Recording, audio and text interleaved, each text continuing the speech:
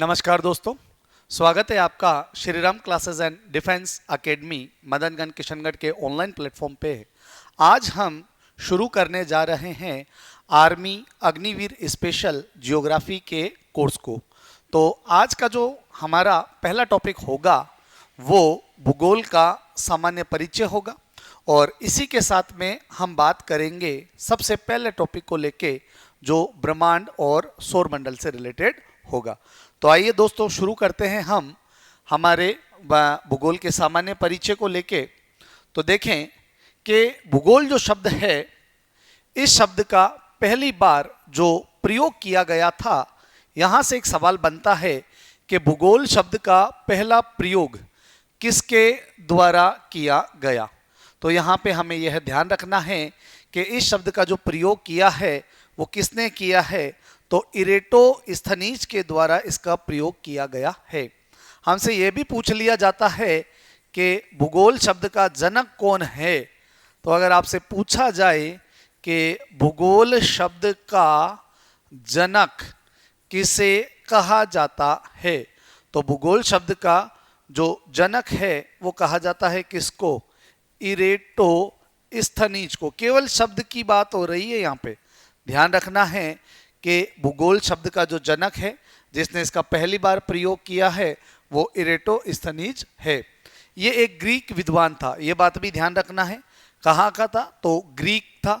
अगर मैं ग्रीक को यूनानी बोलूं तो भी एक ही बात है, यानी कि इरेटोस्थनीज जो है वो एक ग्रीक या यूनानी विद्वान था जिसने पहली बार भूगोल शब्द का प्रयोग किया। भूगोल जो है वो ग्रीक व्यक्ति ने प्रयोग किया है, तो निश्चित रूप से किस भाषा का शब्द है, तो भूगोल ग्रीक भाषा का शब्द है। आप यहाँ पे यह भी कह सकते हो कि भूगोल ग्रीक के स्थान पे अगर लैटिन भाषा आ जाए तो एक ही बात है, चाहे से लैटिन भाषा बोली जाए या ग्रीक भाषा बोली जाए, दोनों एक ही चीज हैं। तो भूगोल शब्द ग्रीक या लैटिन भाषा के दो शब्दों से मिलकर बना है, जिसमें एक शब्द है जियो। जियो का अर्थ होता है पृथ्वी, और दूसरा जो शब्द है वो है ग्राफोस, अर्थात वर्णन करना। तो सामान्यतः दोनों शब्दों को अगर हम एक साथ रखें कि जियोग्राफी का अर्थ क्या है, तो सामान्यतः जियोग्राफी का अर्थ होता है पृथ्वी का वर्णन करना। आपसे पूछा जाए कि जियोग्राफी शब्द किस भाषा के शब्दों से मिलके बना है, तो ग्रीक या लैटिन भाषा के शब्दों से मिलके बना है। कुल कितने शब्द हैं, दो शब्द हैं। एक शब्द है जियो जिसका अर्थ होता है पृथ्वी, और एक शब्द है ग्राफोस जिसका अर्थ होता है वर्णन, अर्थात पृथ्वी का वर्णन करना ही भूगोल है।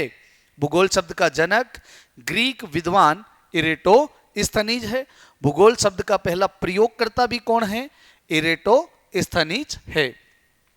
भूगोल के नामकरण और इस विषय को प्राथमिक स्तर और व्यवस्थित रूप प्रदान करने का श्रेय किसको जाता है, तो यूनानियों को जाता है। आपसे सीधा सीधा सवाल पूछ ले कि भूगोल को एक स्वतंत्र विषय के रूप में जो मान्यता या प्रसिद्धि दिलाई है वो किसके द्वारा दिलाई गई है, तो यूनानी विद्वानों के द्वारा या ग्रीक विद्वानों के द्वारा दिलाई गई है, एक ही बात है। ठीक है, तो हमें ध्यान रखना है कि भूगोल का नामकरण और इस विषय को प्राथमिक स्तर पर व्यवस्थित स्वरूप प्रदान करने का श्रेय या फिर भूगोल को प्रसिद्धि, है ना, इस विषय को प्रसिद्धि दिलाने का श्रेय किसको जाता है, यूनानियों को। और यूनानी के स्थान पे अगर ग्रीक वासी आ जाए तो एक ही बात है, चाहे से ग्रीक बोल दो चाहे से यूनानी बोल दो। ठीक है, तो यहाँ पे हमने 4 से 5 सवाल देखे। पहला प्रयोग इरेटोस्थनीज कौन था, ग्रीक था। किस भाषा का शब्द है भूगोल, तो भूगोल ग्रीक या लैटिन भाषा का शब्द है। कितने शब्दों से मिलकर बना है, जियोग्राफो। जियोग्राफो का सामान्य अर्थ क्या है, पृथ्वी का वर्णन करना। इस भूगोल विषय को स्वतंत्र रूप से प्राथमिक स्तर पर प्रसिद्धि दिलाने का श्रेय या व्यवस्थित करने का श्रेय किसको जाता है, यूनान के लोगों को या ग्रीस वासियों को जाता है। ये हमने यहाँ तक देखा। इससे आगे जब हम चलते हैं तो देखेंगे कि हिकेटियस जो है इसे भूगोल का जनक कहा जाता है, भूगोल शब्द का नहीं, भूगोल विषय का। तो हिकेटियस ने अपनी पुस्तक, हिकेटियस की पुस्तक का क्या नाम है, जस पीरियोडस। जस पीरियोडस किसकी पुस्तक है, हिकेटियस की। तो हिकेटियस ने अपनी पुस्तक जस पीरियोडस, जिसका अर्थ होता है पृथ्वी का वर्णन में, सर्वप्रथम भौगोलिक तत्वों का क्रमबद्ध समावेश किया। ठीक है, तो ध्यान रखना है कि भौगोलिक तत्वों का क्रमबद्ध तरीके से जो समावेश किया है वो किसने किया है? हिकेटियस ने। हिकेटियस की पुस्तक का क्या नाम है? जस पीरियोडस। अध्ययन के लिए जियोग्राफी या भूगोल को कब मान्यता मिली?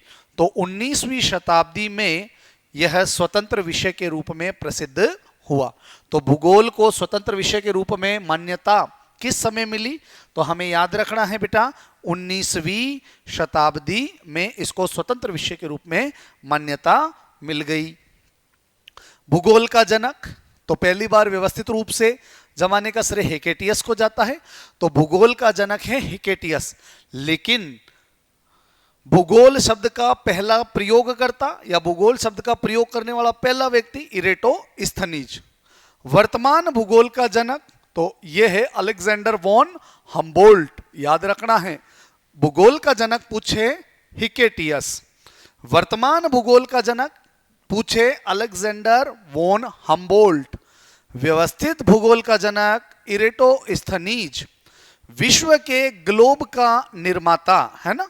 यहां पे हमें ध्यान रखना है कि विश्व के ग्लोब का निर्माता कौन है? तो मार्टिन बेहम को कहा जाता है। आप ग्लोब जानते हैं? ग्लोब क्या होता है? एक स्टैंड के ऊपर पृथ्वी के रूप को दर्शाना। आप अगर चाहें तो यहां पे देख सकते हैं कि ये होता है क्या? हूबहू बिल्कुल पृथ्वी की आकृति क्या है? ग्लोब।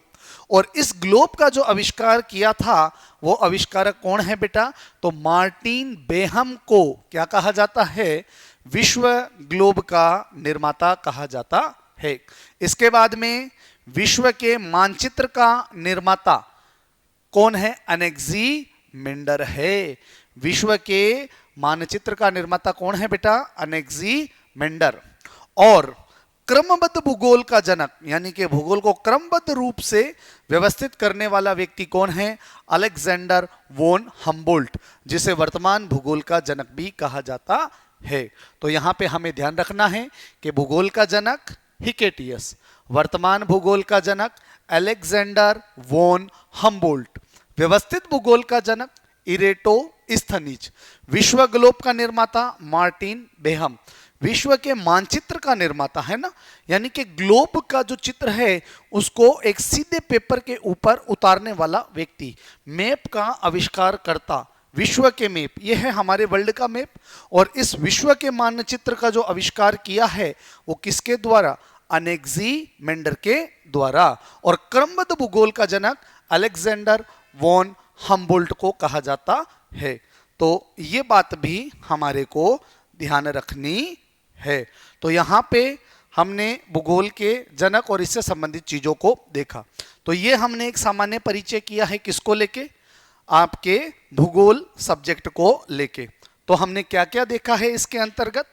हमने यह देखा है कि सबसे पहले भूगोल शब्द का प्रयोगकर्ता कौन है, इसके बाद में भूगोल शब्द का जनक कौन है, भूगोल शब्द किस भाषा का है, इसका प्रयोग किसके द्वारा किया गया, और इसके बाद की बातें हम करेंगे अगली क्लास में। तब तक के लिए धन्यवाद।